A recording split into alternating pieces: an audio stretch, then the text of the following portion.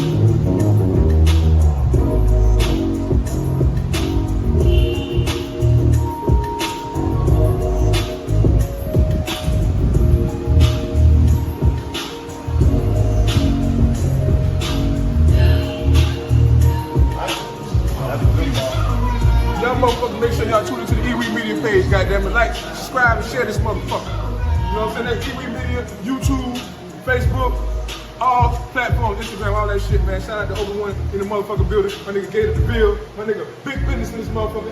Yeah, like that. You now listen to the smooth groove. I'm finna take up on these niggas for real, ain't no more second guess. Time been wasting and niggas been out here contemplating about which way to go. Yeah, I'm going up. I'm never staying down, I'm never being stuck. You see the music, the messages, and the melody. But you in places on stages that someone never seen. I'm talking felonies, fuck niggas.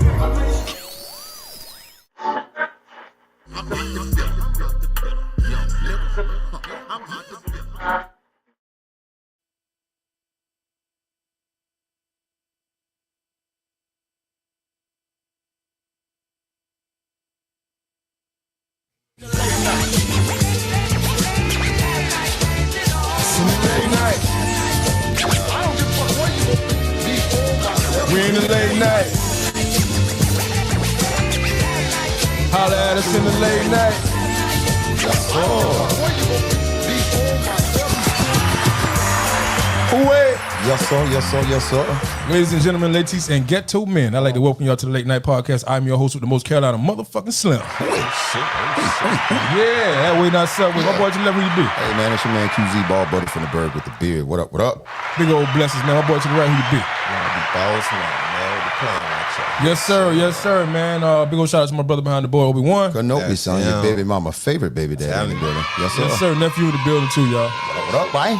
Yes, sir, man. Listen, I know y'all ain't blind. Hold on now. They see what's going on. I know you see what the fuck going on. Something God love, baby. I'm gonna tell you what God love right now. Yeah, what going on? Y'all see what the fuck going on. Hold on now. Y'all see who chose to bless the table with his presence. Come on now. This evening. We got one of Orangeburg's finest in the motherfucking building, man. One of the goats of this music shit. You know what I'm saying? One of the first I've seen out of the city to pave the way for the rest of us. Come on now. Come on. What he did, he walked, so he crawled so we can walk. Come on now. Come on now. You know what I'm saying? That part. Come on now. Yeah, man. My boy to the left, who you be, my boy? Oh, man, it's the Sheriff, King Malachi. Come on. You know what I'm saying? In the building, baby. 803 Glover Street. Come on now. Ellis Avenue. Come on. Okay. Revelon, Brookdale, talk that. Holy Trinity, Felton, OW. What we doing? All that. Hey, man, Orangeburg, we here. Yeah. Before we get into you, brother, I always do this. I do the same thing every Sunday, man. A quick mental health check, man. We check the helmets and the hats of our brothers, man, to make sure that we on the right page, man. Boss Man, what you got going upstairs, brother?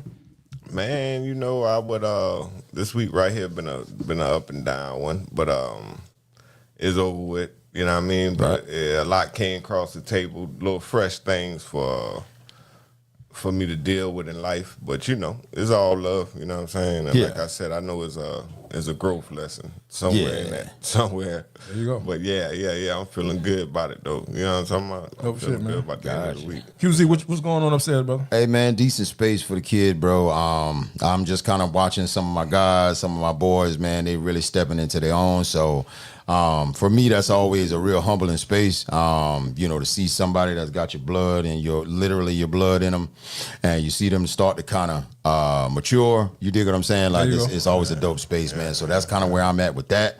And as far as everything else, man, it's hot. But boy, you hot, boy. Yeah, but no, it's spend some dope time with the family over the weekend, man. So I'm blessed, bro. Yeah, man.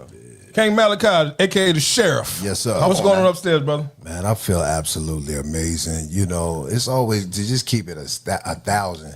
You know, half of me amazing. Then it's a portion of me who dealing with some things concerning one of my children. One of my daughters just lost her baby daddy. Damn, I'm sorry to hear that. My condolences, brother. So I feel amazing on one side of myself, but that part I'm, with my daughter mourning and that. For sure. Yeah, man. That's my condolences to your daughter and to his family and everybody, man. That's very unfortunate, man. Absolutely. Listen, as far as me, man, just trying to duck the heat, brother. Come on, man. Yes, sir. Shit was burning. It was so hot, I thought my AC was broke. I called my fella this morning. He said, man, it's hot outside. That motherfucker was fighting and he was losing. He was losing his ass off, man. Yeah. So, that was my morning. Then I woke up this morning, it was froze up. Oh shit! So I was like, "Damn!" Yeah. So I went and bought a blow dryer. No, I went and borrowed a blow dryer. For my sister-in-law. Shout out my sister-in-law. I borrowed a blow dryer from her. Really? I had to get my ass on the floor and blow dry that motherfucker. Throw that bitch out. Yeah, I dig it. By then it was already 2,000 degrees outside, so it was a lost cause. Hey man, the things we got to do just to survive in this world. I get it, man. Facts. Hey man, but getting on to the show, right? Brother, the Sheriff, brother King Malachi is in the building, man. Right. Listen, brother. Boy, don't you have a story to tell? Come on, now. Humble beginners. Let's start at the humble beginners, man. For those that don't know, for those that's just tuning in, for those who are just getting abreast to who you are, kind of let the people know your roots and where you gain your love for music from. Oh man, right here in Orangeburg, South Carolina. Talk that talk. In Felton on State College, when I was about first, second grade, my first instrument was a accordion. It looks like a clarinet. Never heard of it. I never heard of it. And I was on the band too. Yeah. So when I went to Brookdale, I was playing saxophone, tenor and alto. Yeah. And so, always been in church choir as a kid because my mom sang in the choir. So, she made me do it. Right. And then next thing you know, I became a dancer for Southside. So Southside was like the first rap group in Orangeburg, South Carolina, who had a radio channel and everything on Saturday. So you either was going to the skating rink on Saturday, or you stay at home listening to Southside, which is Vicky D, Nick, Paul the Touche, and Trouble Ty. Shout out to them boys, man. Rest in peace, Trouble Ty, too. R.I.P. for real. And so I was doing that, and so like watching Vic actually gave me the heart because he the first one that I seen, go to New York and strive to pursue his career. Right. And so the first record I ever made in my life was with Vic over on Gulf Avenue. Okay. Next to, his mom stayed next door to High Rise. Right. Or at that time it was a boys' dorm on Claflin, but now it's not a boys' dorm anymore. Mm-hmm. But next door we was there. My mom kicked me out the house, and so what happened was Vic mama took me in for a minute, and my first record I ever made was a song called "No Place Like Home," right? With Vic, and we had a Tascam, I think it's called Tascam 88, something like that, but it was like a 8-track mixer. With you put a cassette tape in the top of it, right? Right. And so this is back in the days, but we just couldn't find a studio. That's all we had to work with. Yeah. And so it was a dude named Groovy T from Vic age, because I'm younger than Vic and I'm by 7 years.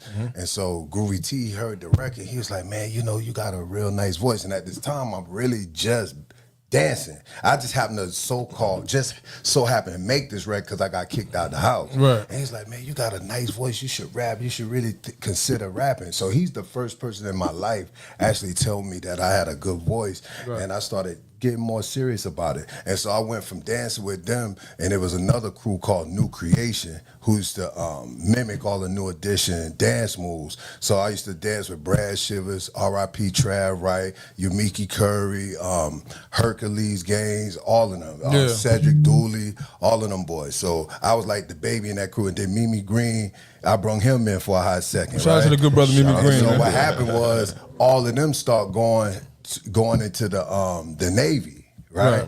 And so it was just really me and Mimi left and Trav Wright. Right. But Trav didn't go to school with us. So me and Mimi was inside, we used to let OW, and we performed at the Miss Expo pageant with another dude named Mark Danner. And that was like the birth of the group Finesse. But we wasn't called Finesse yet at the time.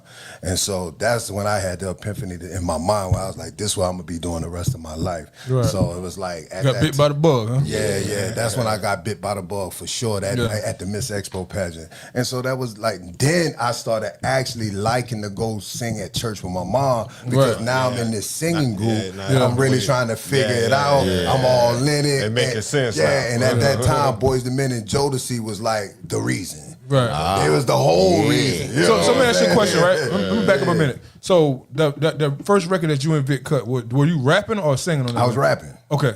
So at what point did you say, nah, I don't want to rap, let me sing?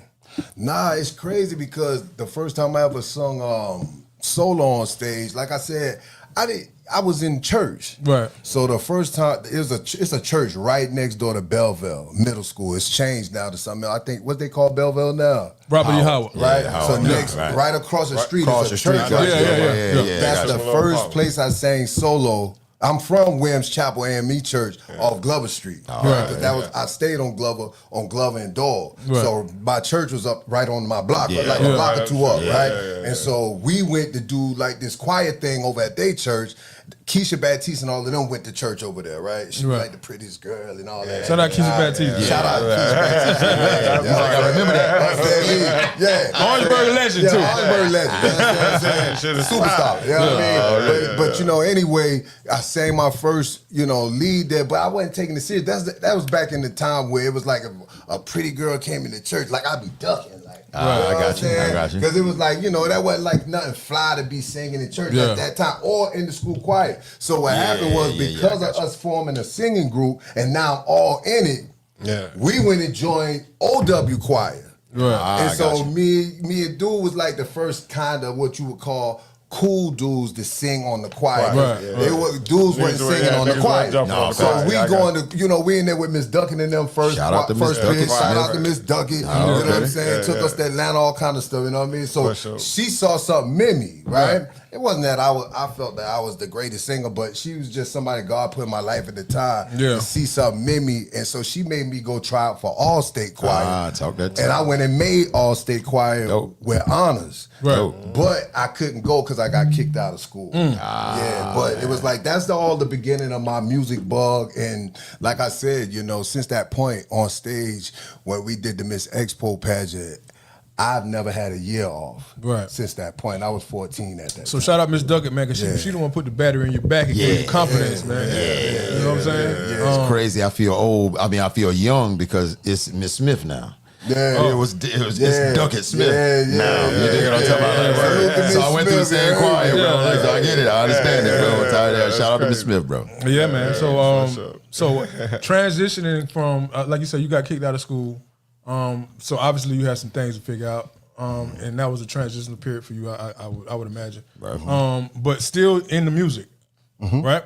What was the next steps for you after that? Like in that transition, what was that like? Man, honestly, music saved my life. Yeah. It was, I wasn't supposed to be, I got kicked out of school 2 years back to back. Yeah. Right? So hot boy. The first year I got kicked out for an attempted murder charge, and then the second year I got caught with some weed in school. Somebody ratted on me. Mr. Jarvis came to get me before I was going to the double door. Boy, come out! With that finger that point down. So he pulled me by the collar, run me in, whatever, right? But the thing is, because of music, man, I was there doing the talent shows. I was able to come back, walk through the hallways. It's like, man, like how the scriptures say, your gift would make room for you. Yeah, man. My gift truly made room for me, man. For real shit, man. So all praise to the Most High for that. Yeah. So what was the point where you said, give me one of the points where you was like, you felt accomplished, like a feeling of accomplishment within the music thing, like during that transition, you coming from OW and then going to the next level. What was one of the things that made you feel like, yo, I feel accomplished and this is forever my thing? Like, what was one of those points? Well, honestly, for real though, that was it at OW. When we was doing the Miss Expo Pat. See, you got to understand how it went down. When we started singing, we just did the first 3 notes. Every day we was about to do Always and Forever, and the girls were screaming so hard we had to wait for them to stop to do the song, and that's when I knew right then. So my initial spark, it was shallow because I'm a kid, so it's like, man, these girls love us on a whole nother level, and they vibing with us, this, that, and the third. But now it's about legacy, it's about family, being able to take the music and buy real estate. You know what I'm saying? Start businesses, etc. You ain't gotta tell us, but we know you trim up something that night. You ain't gotta tell us about it. We gonna kick that on the road ski. I mean, honestly, that part was easy, man, because not even trying to toot my own horn. No, man, talk that shit, man. Had girls like talk that shit, man. That just made it a whole nother level. If you hot, you hot. If you're not, you fucking not, man. This is it, right? That's it, bro. So first time in a big studio, what was that experience like? I think the first real big studio I was in, we was with Pharrell in Falls Church, Virginia. Hold on, we not just about to blow by that. He was very modest about that. He was very fucking modest about that. Right? It was the big studio, but like, had to be in there. I'm like, everything was working. I'm thinking he like Jimbo or somebody, somebody we don't fucking know. This nigga holler out Pharrell. Like we were supposed to just be like, oh, he's no one. First of all, we gonna have to rewind that one and figure out how in the fuck did you get in the studio with Pharrell? And obviously he wasn't skateboard P at the time. Nah. But he was still on his way to greatness. Well, what happened was my uncle Armstrong Williams, he's like a media and a network. Yeah, guru. shout out to your uncle, man. I follow him on social media. That's my uncle. That's my mom's brother. Yeah, He's the first out of my family to go to college. He went to state college. He a dope nigga too, He man. became student body president and all that. He brung Oprah Winfrey to our farm and all that kind of stuff. Grady from Sanford and Son, Billy Joe Dupree and all them, Stedman, all of them at the same time. Right. My uncle, it's because of my uncle, and I'm going to get back to it, but it's because of me seeing moves my uncle made me know I could do anything. Yeah. Because we back in Marion, South Carolina, in the country, like, you know, the whole, ain't no paved road. Like, when you get off the paved road, it's all dirt before you get to the house. Yeah. And he had Oprah Winfrey and them on that. Already. So, it was so real, bro. I ain't gonna lie. Like, I didn't even used to come to Orangeburg and say nothing because I was already hated and was fighting all the time and into everything. Right. So, you know, I ain't even want to look like I was trying to be special. But it would have been like, oh, this nigga really think he's some shit. Like, you know what I mean? So I ain't even used to talk about it, but it was like I knew. That's why I really, too, had the heart to take my group to New York and do all of that. Because I knew it was possible. Yeah, it was possible. Once I was riding in the limousine with Grady and them for Sanford and Son, and we in Myrtle Beach, because they was staying in Myrtle Beach. Our land is in Marion. But that's the closest airport. Right. You could go there or Florence, but they rather right there on the water. So, you know, that's when I was like, dang, man, you really could be with these people from TV in real life. And I'm a kid. I'm like 10.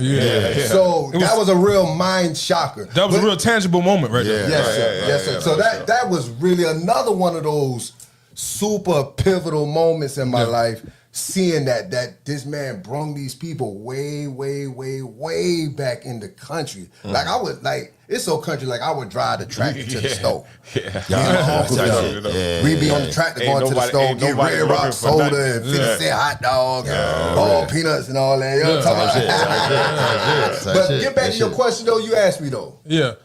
I got off a little bit. Yeah. No, I was asking you about your no, I was asking about how I met Pharrell. Skateboard Pete. So, like I said, my uncle was that kind of guy, right? So it was a dude who used to work with my uncle named Kevin Mitchell, who used to work with Def Jam and this, that, and the third. So my uncle got Kevin to work with us. Right. And so Kevin plugged us in with Pharrell and them to work in the studio. And he wasn't like the Pharrell we know now. Yeah. It kind of like he wasn't like famous yet. Yeah. So we worked with him. So what year was this? That's like 92. Okay, so at that time, weren't they working out of Teddy Riley's studio, if I'm not mistaken? No, I'm quite sure he worked with them, but like you heard what I said, Falls Church, Virginia. Okay. We still in Virginia where they from. Yeah. But Falls Church is right there by D.C.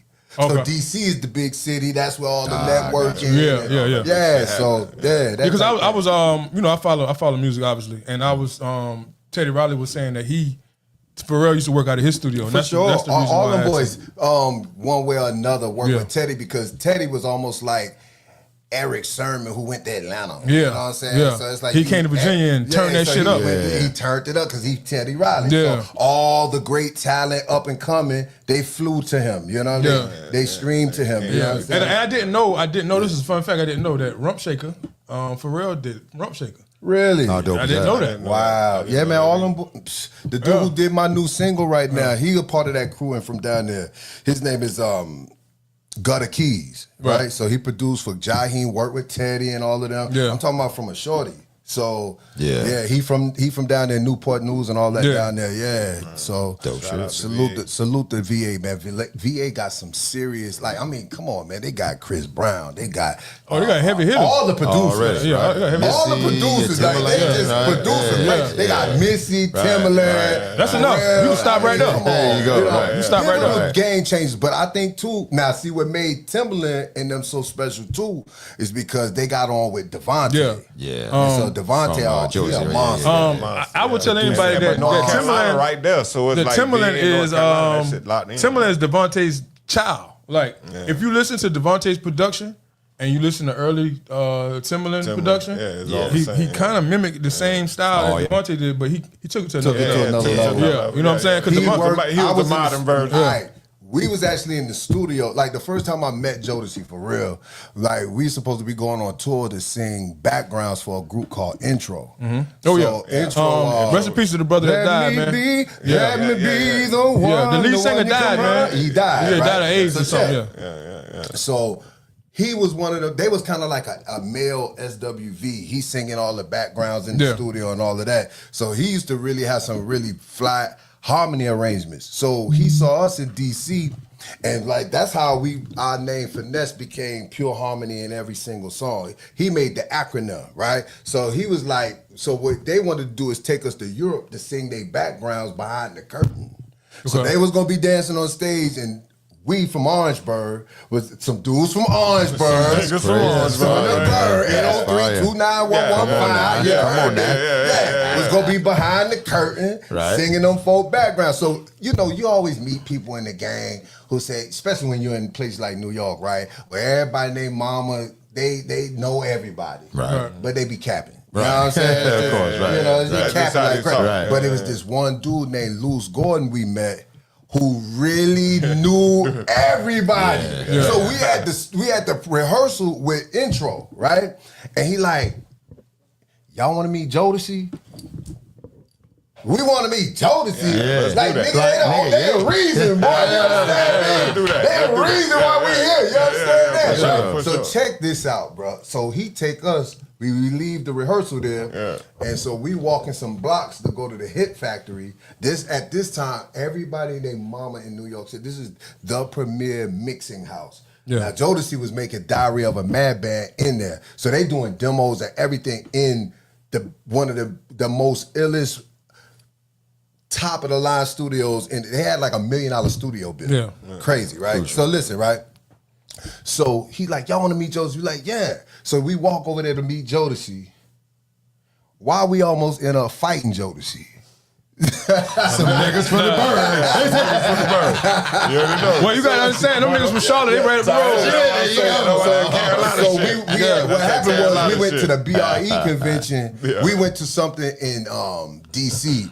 And Dalvin from Jodeci saw us kicking it with Lil Joe from the Rude Boys. Okay. Shredding all over your face. So we kicking it with them, right? And so Lil Joe got golden gloves. He nice with the hands. He a real boxer, right? So something happened. We wasn't around though, where he ended up supposedly he broke Dalvin's jaw. And so Dalvin thought we had something to do with it. He remembered my face when we pulled up and pulled Loose to the side. It's like, yo, that will. So after we broke that up and they got some understanding that we ain't had nothing to do with all that, this, that, and third. Bro, this is like our favorite group, them and Jodeci, fam. Like, we about to fight these niggas, like, and that's crazy, right? And he had 2 bodyguards with him, and so it's about to go left. So Loose brung peace to it. Next thing you know, we walking inside the Hit Factory. We meet Devontae. They had some of their family from Charlotte and all that in there while they making the album. And we sing for Devontae. Then it was over, bro. After that, Devontae was like, yo, y'all can pull up when y'all want to pull up. You know what I'm saying? We playing football in Brooklyn on Sunday. Y'all can come to the crib in New Jersey. Dope shit. All of that. And so I used to just go and pull up. Bro, I was in the studio one time with Mary J. Blige, Casey, Devontae, some females who was just groupies and trying to get on too was out there. It was cold as hell outside, right? And so it was Timberland and Missy, all us in the studio. And so Devontae clowning this one female, he like, yo, he got her singing, and he said, hi, and she, oh, he said, hi, he said, hold it. And Mary J was like, Devontae, don't do that. How you do some shit like that? Mary J was like, Devontae, don't do that. Fucked up. Yeah, but it was just a blessing, man, to be around all of that, man, like these very pivotal moments, to be in the studio with Tribe Called Quest when they was making We on the World Tour with Muhammad, my man. And when they got the album cover with everybody with the headphones. That's Midnight Marauders album. Right? So check it out. We was in the studio when the graphic artist brung the artwork. That's fine. Right. So we saw this before everybody on the planet, bro. We met Q-Tip from singing at Def Jam in the lobby. Shout out to Q-Tip. He's probably one of the most underrated producers in the game. Man. Q-Tip is a dope very producer. unique guy. So did that type of exposure to those type of people, did that make it more feasible and not as overwhelming when you met someone like Pharrell and you got your first experience in the Pharrell studio? wasn't who Like we he said, know. of course, That's another studio. That's what I'm saying. So being he's Pharrell now. coming up in the what I'm game, saying? right. So but I'm saying the studio experience. I'm saying that because you had that kind of exposure prior to. Man, I ain't gonna lie. Keeping it real, if you just want me to be 1,000% honest, and I'll tell you about a story with us and Aaliyah, right? Where what I'm about to say to you is someone started getting cocky. Okay, I got you. We from the bird, we ain't never seen all this. Right. It's all moving so fast. We kids, we starting to get the big head. Right. You know, not everybody, but I was one of them. You know what I mean, I'm saying? that's easy. That's easy to do. When I was a kid, you understand what I'm saying? Yeah. So it's just like, you know, to give an example of it, you know, we had a Naughty by Nature video shoot in Universal Studios in Cali, and everybody in the video, Outkast, BBD, everybody you could think of is in this video. And so I wrote the hook to the song, right? And so we got a dressing room, because we supposed to do a special part in the video, whatever. So we in like these dressing room trailers. And take in mind, we never sold one record in our life. Right. Yeah. But we got this opportunity through Tretch and Naughty by Nature, et cetera, to get this placement, right? This actually my first check in the game. Came through Naughty by Nature doing this, right? Mm-hmm. So check. Aaliyah needed somewhere to get dressed, and her management and them came to us like, "Can we use y'all trailer?" Boom, boom, boom. Bro, he's like, "God damn, like, yeah, I mean, So you telling me you held your nuts on Aaliyah? bro, I hate it. I hate it that that's our experience. But we really held nuts on Aaliyah. On Aaliyah, bro, she was triple platinum. We ain't sold, bro, listen, we ain't sold one record to our name at the time. We was up in there like, we were there like, who is Aaliyah? From the bird, bro. Yeah. That's I mean, but that's what happened when you're from a little place. You ain't seen that, you can't have tight shoes good. You know, and then you get placed before all of this. So, you know, that's why I carry it the way I do, man. I know they remembered your name after that day. I mean, you know, I carry it real humble now, bro, because it's like, I know what it is to be on the cocky side of it, and it don't profit nothing. Yeah. So it's like, yeah, man, I'm very thankful, grateful, gracious. I appreciate it all. I'm thankful to still be here. I appreciate all the fans, everybody who ever bought a CD, everybody who ever came to a show, you know, everybody who bought a plane ticket or a hotel room to come kick it and see me do what I do, you know what I mean? I'm very, very thankful. A lot of people be thinking, for real, man, they be thinking because I'm kind of flamboyant with my dress code and stuff. People be thinking that I'm arrogant, bro, like, but they really don't realize I really love people. But I think most people mistake arrogance for confidence. Yeah. You know what I'm saying? For sure. And some people and I hate to say this, right? Some people are just low vibrational, bro. And they can't help it. True. It's just who they are. You get what I'm saying? Break it down. Yeah, so I mean this is who they are, man. Yeah. So it's like 3 years ago I came to live in Orangeburg for about Crazy Old Billa said I was living in Marcy in New York, and he was like, man, I dropped my Southern Soul project. He's like, man, I don't know what the hell you got going on. Your ass need to get down here with that project, right? Yeah. And so he was like, man, you come stay with me. Already. So I pulled up, and that's why that's how I first met you. And used to see you coming through the spot, right? That's a fact. So what happened was, bruh, these people done seen me in movies and stuff like that and all of that, and really doing what I've been doing and kicking with all these people. Bruh, I was here walking around Orangeburg. I can vouch for that. That's a fact. Walking. Yeah, bro, that's a fact. I just wanted folks to know, like, bro, it ain't even that deep. That's a You know fact. what I'm saying? Like, I'm from right here. You know what I'm saying? Like, And people like, yo, you need a ride? I'm like, man, I appreciate it. I'm good. Thank you, man. But I was just letting them know, like, this me. And I wasn't coming home enough for people to actually get a chance to feel the real me. Because I just, I started having a bunch of children, was married and all. And so I just was gone. You know, and then my mom wasn't living here anymore, so I didn't have as much of a reason to come to the Bird as much, you know. So my mama been gone 20 years, you know, and so I love the Bird. The Bird is dear to me, you know. I've never not repped the Bird since I've been gone. Like, all my albums, I always rep South Carolina. Even when folk told me like I wouldn't do that, boom, boom, boom, boy, ain't nobody think about South Carolina. Now South Carolina, a whole situation. The whole situation. It's a whole situation now. I mean, but I knew it was coming. But before it became a situation, I was holding that down. Everywhere. Period. But we was already always known to just that. On the music tip, weren't represented, folks. We were known, just weren't represented. I mean, we didn't have proper representation at the time, and I just kind of think that it was inevitable, honestly, because look at you got to look at South Carolina as a melting pot. You have so many different in this one state. You have probably several different ways to speak. Right? You go to Charleston, they speak different. Go to Columbia, they speak different. Right. Orangeburg, we have our own language. That's a fact. You know what I'm saying? You go to Florence, they speak different. That's a fact. So in regards to that means that obviously your music is gonna sound the way you talk. Right. Your dialect reflects your music, right? So in this one state, we have so many different genres, or not genres, but so many different styles of music that it was destined to happen. Man. I mean, it's a lot of talent here, man. But not getting off track, man. Obviously, you went solo, right? What brought about you going solo and your first project going solo? Well, we lost our deal, man, and really, like I said, that's why I said I learned a lot about the cocky phase, and it was just like everybody's mind started going different places. You know, we was just being too cocky, man. Some of us, and when I say some of us, it was really like the leadership. And so, you know, we started having too much envy and animosity amongst one another and all of that kind of stuff. And then, you know, some went to jail and, you know, we was getting caught up in street stuff and everything. And, you know, it was just like, what happened was, and I'm going to just keep it like real super 100, right? I was doing a lot of the writing records, like starting off. We all, a lot of times, wrote our own parts, but I was writing choruses, and they weren't getting filled.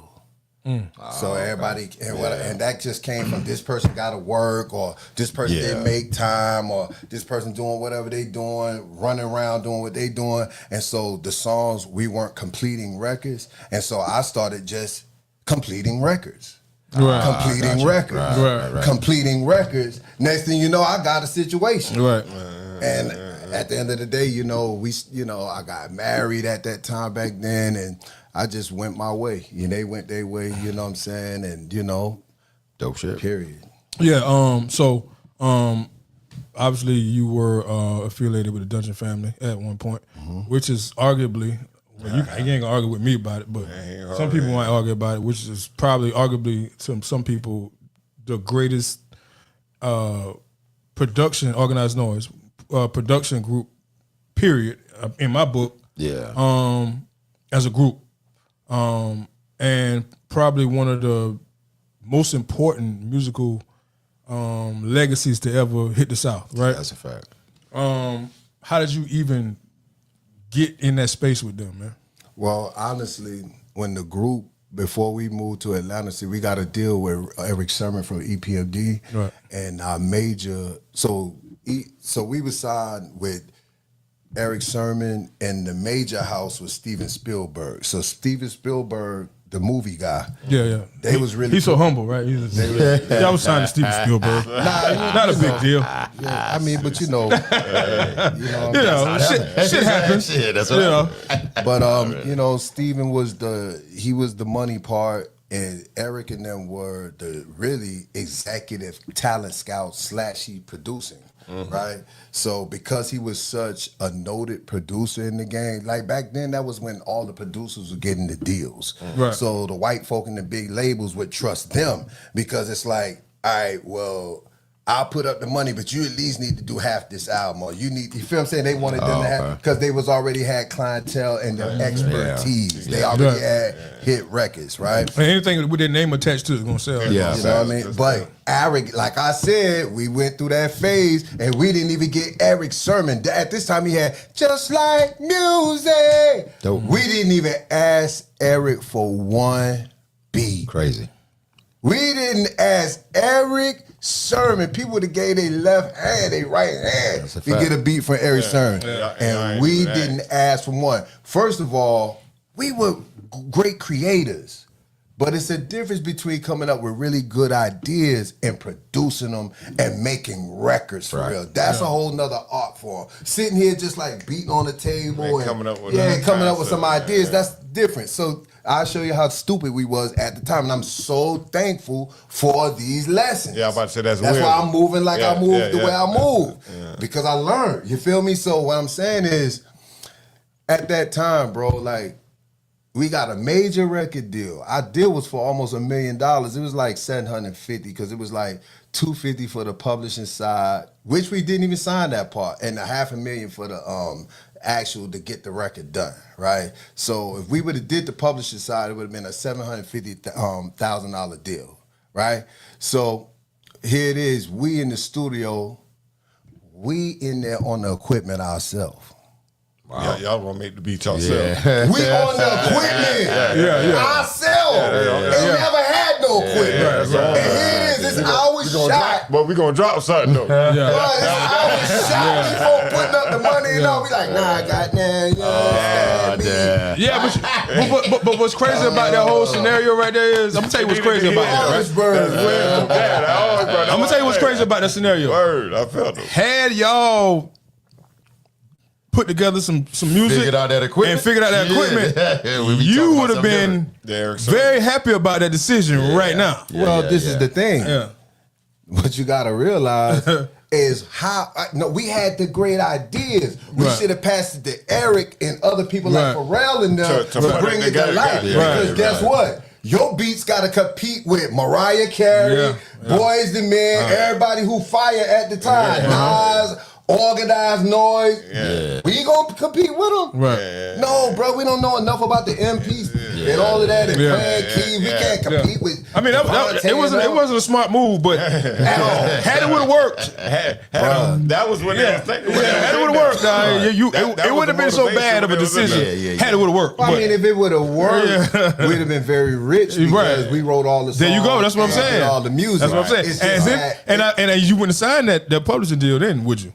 No. See, bro, man, that's why I say, man, it takes so many years. I learned a valuable lesson about publishing with Naughty by Nature. It was, and to say, again, I would have took the deal. See, what you got to understand is they give you a certain amount of money to turn in a certain amount of records a year. Right? But how long do they own them? Check this out. See, we be stupid, fam. We be dumb.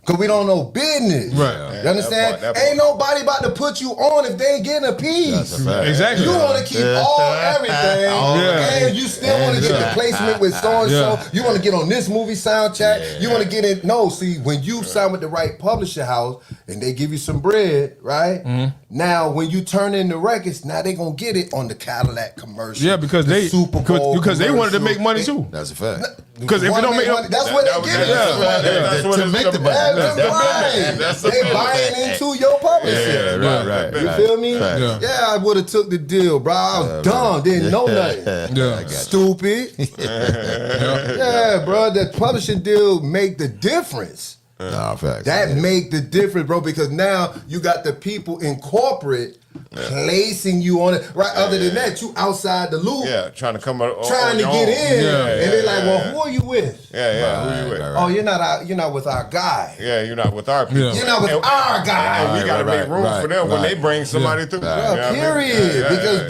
we're working with them. We exchanging money together. We exchanging that. I mean, at the end of the day, I think as long as the deal is fair, I mean, Bro, let me share something with you. A lot of artists be talking about being broke. I just was on stage with Karis One about 3 years ago when they had the 50th year of hip hop in the Bronx. And so everybody and their mama was there. Curtis Blow, Nice and Smooth. Everybody you could think of, Melly Mel and them, all of them was there, right? And so you know how they always talk about how the old school guys got jerked, right? Right. Now I'm gonna tell you something. What put music game and business in perspective for me is a day-to-day job, right? So check. I'm gonna get to that. I'm gonna make it make sense for you.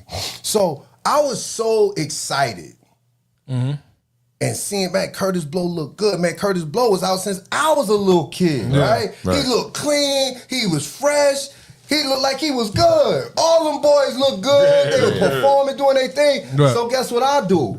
I go home and Google everybody net worth. Yeah. They all millionaires. Yeah. Gotcha. So they all right. They got jerked. They all right. They might not have made the millions we thought they should have made or they thought they should have made. Yeah. But we gonna work, how many of us gonna work 34 years and have $100,000 liquid? Anyway. Right. They got jerked, but they still, but because of the opportunity of being thrusted into the worldwide media, now people calling you for France to do a show, London to do a show, China, South America. And you don't got no ties. That's all your money. We done forgot about these artists.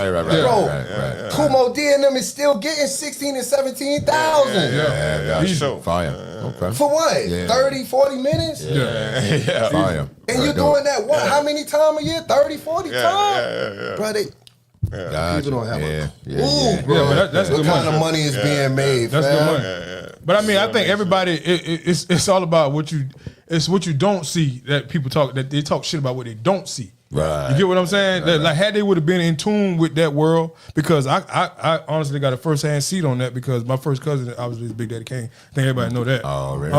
But I have a first-hand seat on how that works. You see what I'm saying? Because it's like, this nigga is gone. He was supposed to be here yesterday.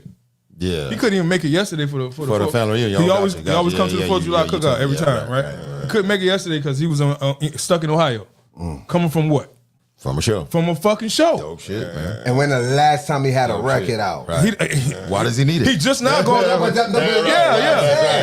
show you the power of clientele. Facts, though. And catalog. Yeah, That's what I'm saying. Yeah. But if you really think about it, and it showed it on Versus, it ain't like Kane got like all these songs. Yeah. Right.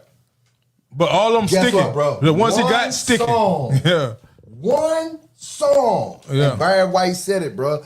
One song. Change your goddamn can life. Change your life, bro. Yeah. You got a piece of that publishing. It get thrusted out there. Think about Rob Bates. It take two to make a thing go right. That ain't Rest going in peace to nowhere. the good brother. That ain't never Somebody going in the nowhere. world all the time calling you to perform. But do you know how many times that song's been used on commercials? And like if they got a good publishing deal off of that, or any type of publishing on that record, they are. He's fucking amazing, because you don't got to have all of it. Just need some of it. That's That right. part. That part. Because you get residuals. You know what I'm saying? That's residuals. I got There a you go. You homeboy. called it. I got a homeboy named Attitude.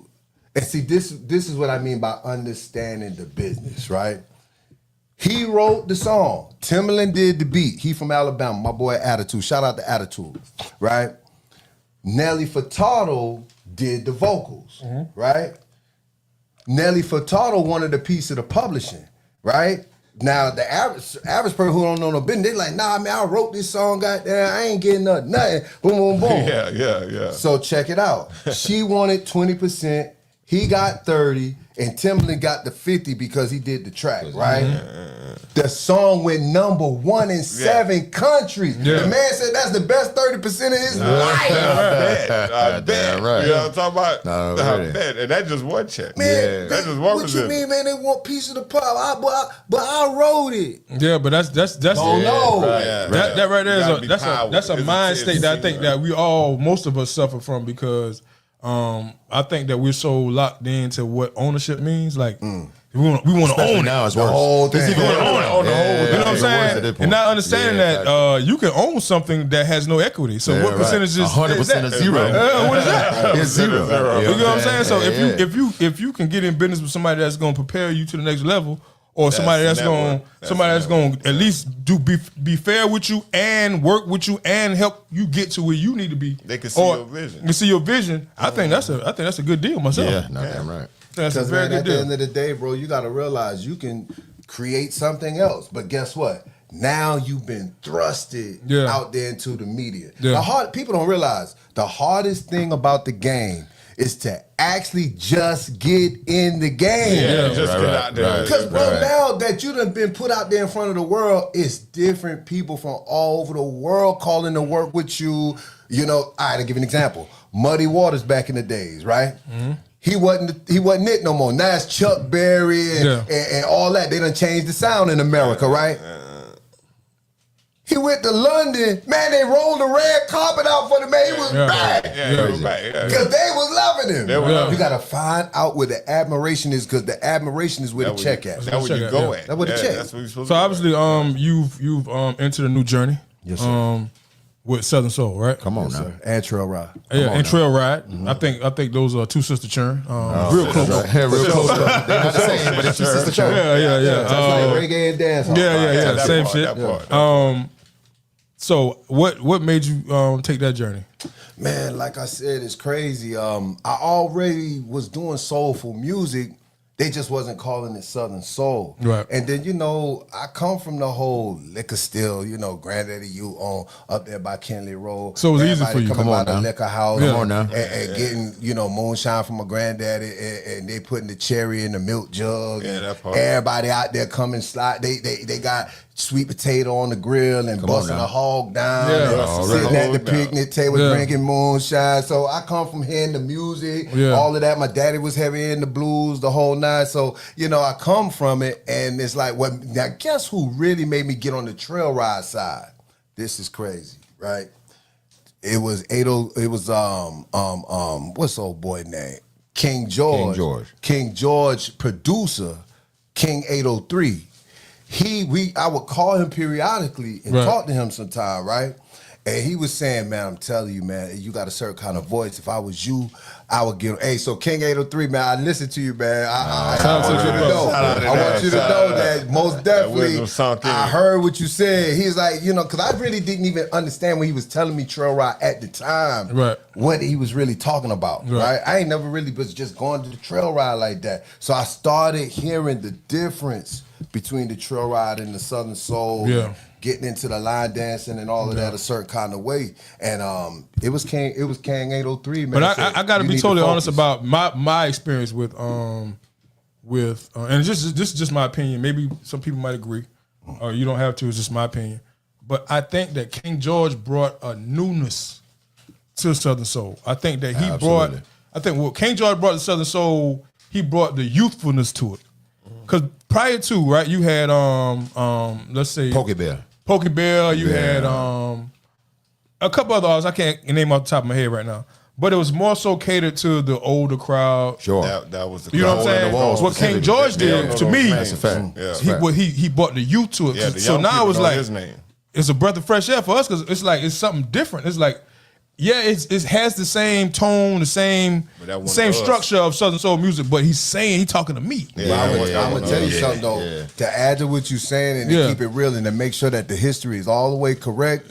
What people gotta understand, what made George special is his songwriting on top of King 803 tracks and engineering. Because they actually started making Southern Soul music that started sounding more radio ready. It wasn't sounding Casio. They made big records, it was the sounding. That's why it ain't became as big as it could be. You know what I'm saying? They got it, they perfected it. I call King George and him and 803, King 803, I call their sound the champagne of Southern Soul music. It ain't malt liquor. No. You know what I'm saying? It's very expensive Southern Soul. It sounds very expensive. It sounds high quality.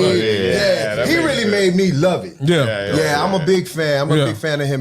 Most definitely. I'm definitely a fan of 803. And I'm super a fan as well of 803 Fresh as far as how far. So it's like you got King George bust a hole open. Bust a hole open. Right? And then Fresh, 803 Fred, ran up the field a certain way.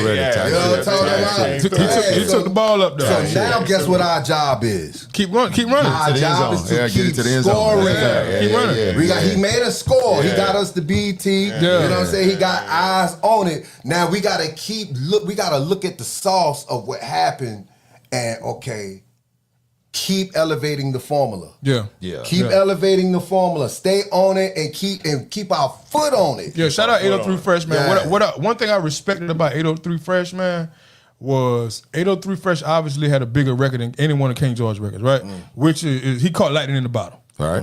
Let's be honest. You know what I'm saying? Which is a gift and a curse, some would say, because now, everybody looking at what you're going to do next. Yeah, right. But my whole point is, he always paid homage to King George. Even at his highest point. That's a fact. He was like, man, King George, you the shit. I love 803 Fresh. I love his actual personality as a being, a person. It's like, it's people like him that you don't mind seeing being up. Yeah. You know what I'm saying? A certain kind of way. You know what I mean? He pays homage. He's peaceful. He's low key. He deserve it. He deserve it. You know what I'm saying? Like I said, we just got to keep it going. For real. Because this year, we weren't mentioned at the BET Awards. And guess what? Who fault that is? Everybody who didn't do what they're supposed to do to get there. We got to come with the records. We got to have the game plan. It's so much, man. Like it's not just up to him. George got it to a certain point. Bust the hole open. He ran up to this point and scored. Now, unless he gonna score again, it's up to us. We should be very elated and very passionate about scoring and keep winning the Super Bowl. But what I will tell you is I've been watching this shit, right? And I'm gonna give it probably another year. When you start seeing people like Neo do Southern Soul records, because Neo got a Southern Soul record out, right? Oh, is that right? I didn't yes. You got people like Keith Sweat that's doing Southern Soul records. That tells you they already jumping on the. Everybody has to be consistent at this point. Make sure you just expand the market, right? And that's what they're doing. So. To all the Southern Soul, shout out my brother Amos Clark, man. One of the best I think to do it. Stole it out my brain. Next in line. He definitely next up. But I think everybody needs to stay working and be consistent, and man, turn that sound up, man. Yeah. You know what I'm saying? What's next for King Malachi? Man, I'm actually about to, I'm about to go to New York and do 3 shows. I'm doing Media Day for Media Base on 46th Street in Manhattan. Then I'm doing a show in alignment with Rockefeller, not Rockefeller, but Rock Nation, for the Unity Fest. That's gonna. So I'm performing on the 15th of July, the 16th on a Thursday, and then skip Friday, and then Saturday is me, Max B, Anne Marie, all of us on Fulton Street at Restoration Plaza. Yeah, that's gonna be it's gonna be the Unity Fest as well, but it's gonna be an outside event. It's gonna be huge. Yeah. Big shit, man. And I'm about to take that trail ride, Southern Soul. I'm gonna be that representative. As you should. Yeah, I'm coming to smash their head. As you should. Like Brooklyn, get right. We out here, baby. What we doing? But the thing is, it's crazy because I used to live down the street from right there where I'm gonna be performing. Right. So it's like, man, I feel real good because that's a full circle moment. It's a full circle moment. That's fine. Full circle moment, bro. So I feel good about coming back to New York, which is like another home for me. And it's like it was crazy, bro. When I was staying in Marcy Projects, like I would go work out in the park. Doing pull-ups and all that is a big deal. Calisthenics is big in New York City, right? So I would be walking through the projects to go get to the park to go pull up and dip and do all that. So, bruh, I would be walking through, and I would be hearing Southern Soul, fam. Y'all walked up to the females. I was like, yo, what you know about Southern Soul? They're like, man, we love this. Boom, boom, boom, boom. I was like, yo, go to YouTube right now. Pull up my song, try and do right. Boom, boom, boom, boom, boom. So next thing you know, after a while, they was like, oh, we like your music. Boom, boom, boom, boom, boom, boom. Right? So, like, it was like, and then I was wearing the cowboy clothes up there too. Yeah. And I used to have a really huge response out there. Like I would just be standing waiting on the bus, whatever. People ride by taking pictures and all because it was so out the box. Yeah. You know what I mean? They like, hold on, bro. Mexicans and everything. Like, hold up, man. He got there, you feel me? He got on there, you did. Yeah, so it felt good to, come up there and bring our culture to them. Because they're not really coming to us like that, but to bring it to the doorstep, it's going to be a great feeling. I'm very, very excited about it. Yeah, man. Very excited. So for those that are watching, right? Let's say they want to book King Malachi. Let everybody know how to get in contact with you, with your obviously your social media platforms, names or whatever. Let them know how to get in contact with you. Man, go check out my hustle at The Real Big Hustle on Instagram. If you can't find Hustle, then DM me. We'll put it all together. You know what I'm saying? But definitely, if you can, go DM him ASAP. The Real Big Hustle on IG. For real. Or link with me in my DM. We're going to get it done. We're going to make it work. There you go. So obviously next week is another week. Right. We're looking forward to different things. Obviously you have a lot going on next week. You got some shows going. Boss, what you got going? Shit, I ain't got much going, man. Planning, man, for birthdays coming up. You know what I'm saying? Couple of trips, but that's further down the line. Plotting and planning, getting ready for that. Birthdays, man, and that's always expensive. So. Yeah. Especially whose birthday? Your daughter? My daughter. Oh yeah. Yeah, girl, man. So Yeah, you gonna let the air out them going bitches. down. But I'm starting ahead of time, so I'm gonna be all right. When is her birthday? 25th. That's what's up. Yeah. Of July? Dope Yeah, shit. I'm August 1st. Dope That's shit. what's up. Yeah, I'm the 20th. For real? Yeah. August? Yeah. That's what's up. Okay, then. Yeah. Yes, sir. Yeah. Blessings, man. Blessings, to your man. daughter, for Yeah, real. for sure. QZ, what you got going next week, bro? So more this I'm got a lot more prepping myself, man. So I'm definitely gonna be working my ass off next week, trying to put some bread together. I got the kiddos getting ready to go back to school, so kind of got to get them prepped for it. Dope thing, but July 25th, right? So that's a Saturday, yes? So on July 25th of this year, we're gonna be doing a night with QZ out at Cheeseboro spot at the spa. Yeah. So that's the joint with the pool, right? That's a fact. So we'll definitely be out Make there. sure y'all wear y'all making it bikinis real nice out there, and sexy out there for real. So it's gonna be a live and unplugged with QZ, man. So looking forward to it, bro. So I'll be prepping for it. And again, man, just kind of right back at it, man. As y'all know, second perspectives out there. Y'all make sure y'all run that up. Trying to make sure we kind of keep that in your face. I'm gonna be cool. We'll be running it up, keeping it in your face as well, man. So QUEZEE, all streaming platforms. Y'all check it out, bro. Yeah. King Malachi, next week, I know you told us, man, but just one more time. What you looking forward to next week, man? Well, this week coming up, I'll be in, Columbiana, Alabama at a trailer out there. Then the next week after that is New York, 3 shows. And I'm excited about that. Make sure that y'all tap in with me on Instagram at King Malachi 1. That's KING MALACHI, the number 1, or on my Facebook, which is Curtis A. Boyd, parentheses, King Malachi. Let it go. Already, man. Hey, man, as far as me, man, back at it like a crack at it, man, I got to go to work, man. Yes, you know what I'm saying? I got to pay them bills, baby. Yes, sir. But like any day above the ground for me is another blessing. I don't be really too much complaining about nothing, man.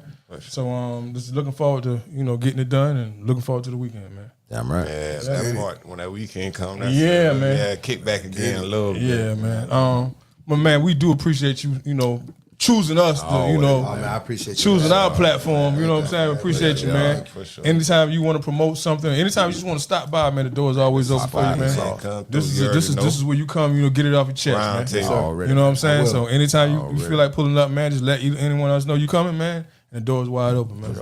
Yeah, man. Appreciate y'all, man. Yes, sir. My boy to the right, who you be? Yes, sir. Man, I be Boss Man, the man with the plan out here. My boy to the left, who you be? Man, I'm Ball Buddy from the Bird with the beard, man. My boy to the left, who you be? The Sheriff King Malachi, you know what it is. Yes, sir. I'm your host of the Most Carolina motherfucking Slimm, man. We out later on.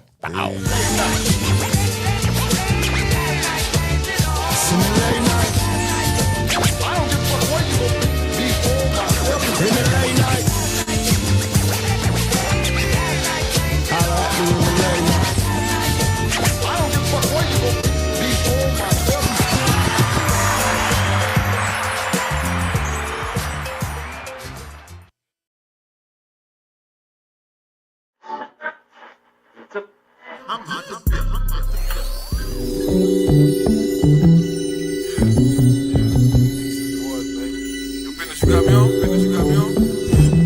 Ready to go? Ready to go? Yeah. Dixie boys, baby.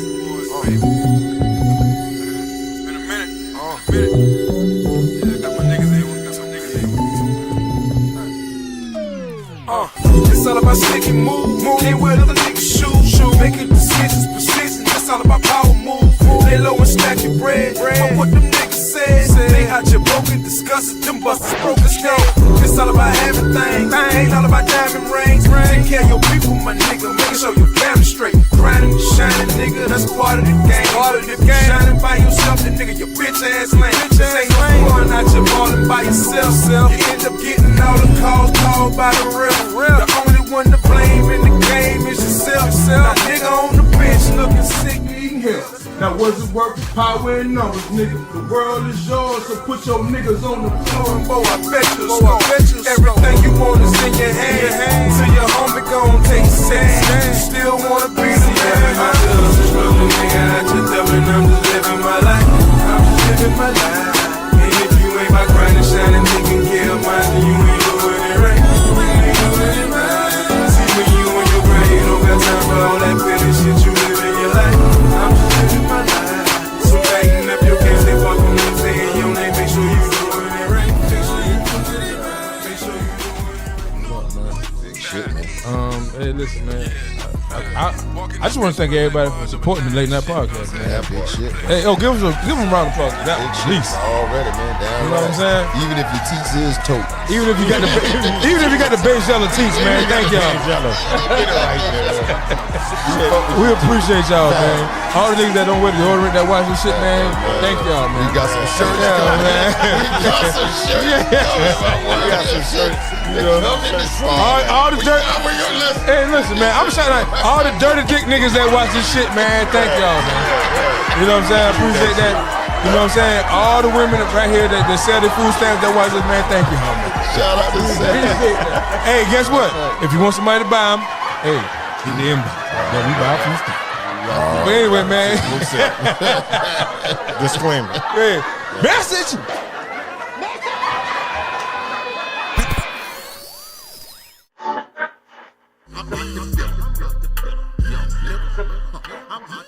I'm